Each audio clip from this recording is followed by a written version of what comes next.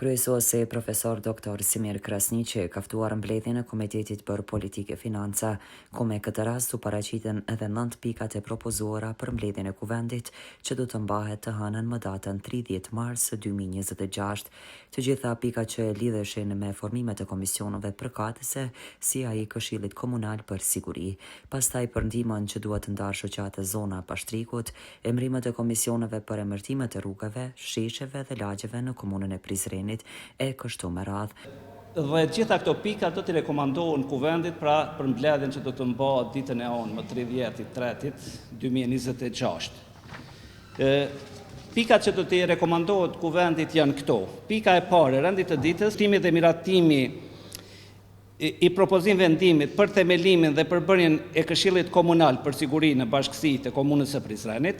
Pika e katërt, e rendit të ditës, shërtimi dhe miratimi i propozim vendimit për ndarjen e mjeteve financiare për shoqatën zona e Pashtrikut. Pika e 5, shërtimi dhe miratimi i propozim vendimit për themelimin e komisionit, emrimin e anëtarëve të komisionit për emrimin e rrugëve, shesheve dhe lagjeve në komunën e Prizrenit. Pika e 6, e rendit të ditës, shërtimi dhe miratimi i propozim vendimit për shfuqizimin e vendimit numër 001/011 viz 60689 të datës 2/2020 për mënyrën e pagesës së taksës administrative për leje ndërtimore, leje rënimi dhe tarifa për rregullimin e infrastrukturës në territorin e qytetit të Prizrenit. Pika 7 e rendit të ditës është shërtimi dhe miratimi i propozim vendimit për ndryshimin dhe plotësimin e vendimit numër 001/011 viz 68302 të datës 29/5/2025. Pika e 8 e rendit të ditës, shërtimi dhe miratimi i propozim vendimit për emrimin e komisionit për udhëheqjen dhe koordinimin e punës në terren për përzgjedhjen e këshillave lokale. Pika e 9, shërtimi dhe miratimi i propozim vendimit për emrimin e komisionit të ankesave për procesin e zgjedhjes së këshillave lokale.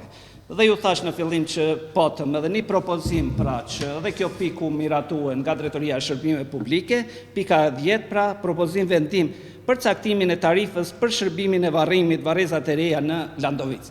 Të gjitha këto pikat u votuan dhe ju rekomanduan Kuvendit Komunal që do ta mbajnë mbledhjen e rregullt në 30 mars 2026 ditën e hënë. Kurse zyrtari i Drejtorisë së Shërbimeve Publike, Fejsal Hoti, kërkoi që të jetë si pikë 10 mbledhjes edhe propozim vendimi për tarifat e reja në varrezat e reja të Prizrenit në Landovic, ku nga kuvendarët u kërkua që t'ju dërgohet edhe materiali përkatës.